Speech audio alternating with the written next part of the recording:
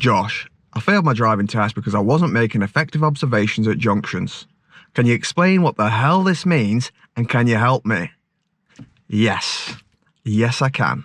And even better, I will. Now, junctions include roundabouts, they include slip roads, they include pulling out at the end of a road going into a main road turning left or right. Let's have a look at 6 key areas now to refresh and avoid this biggest #1 issue on driving tests.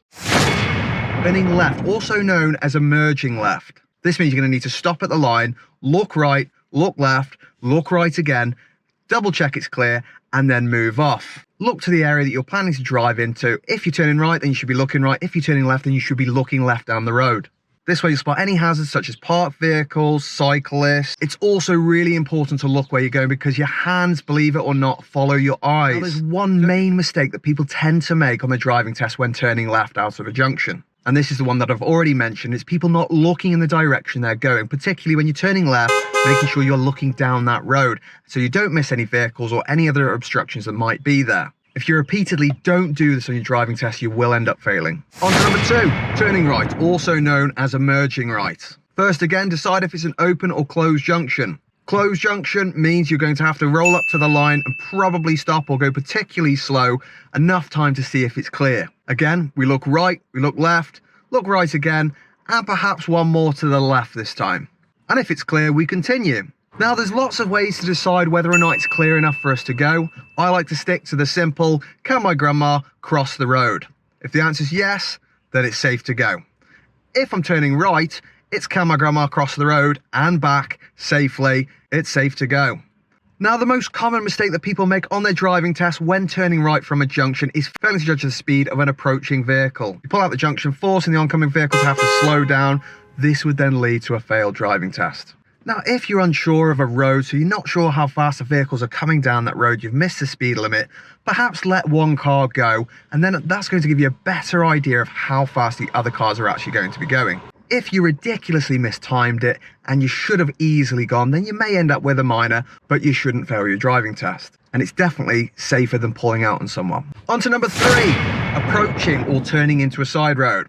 Now, an approach is very different to an emerge, especially if you're turning left, as we do not have to stop for anyone. If we're approaching into a side road on the right, then we will have to give way to oncoming traffic because you'll be crossing their path, and again, you don't want to be slowing them down. Now, if you needed to wait to give way to the oncoming car, you'd want to be waiting at the turning point. This is the point where you're going to want to immediately be turning. When the car's gone, you then continue down your road. On to number 4, going straight ahead at crossroads. Now, this chestnut can really catch people out. Now, a standard crossroads can look a bit like this with 3 other exits and clear road markings. However, some crossroads, particularly in built-up areas, don't have any road markings at all. And this can make things very difficult for a learner.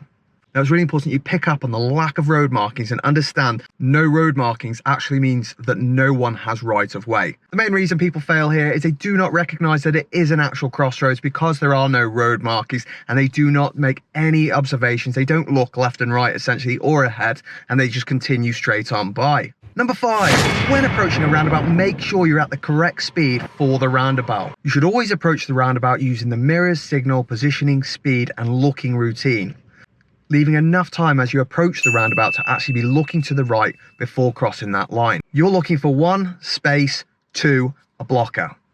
If there's space and it's fine to go, then that's fantastic. If it's very busy, then you're going to be looking for a blocker, which is another vehicle exiting at the exit that you are coming from, blocking the other traffic, allowing space for you to enter the roundabout. The main mistake people make here is they either approach the roundabout too fast or they misjudge the speed of the car already going round the roundabout. This then leads the car to either have to emergency stop or again the examiner to slam the old anchors on. Either way, not good for you in any shape or form. The second big mistake that people make when approaching roundabouts on their driving test is they forget to make any observations at all, which means they forget to look right. They end up pulling out onto the roundabout, causing a car again to either after an emergency stop or the examiner to slam the anchors up. Also the story, look before you leap, or before you drive, as the case may be. Finally, number 6, dual carriageways. When you enter a slip road for a dual carriageway, your first objective is to get the car up to speed. You should really know what speed the dual carriageway is going to be to know what target speed you should be aiming for. This will also depend on the speed of the traffic already on the dual carriageway.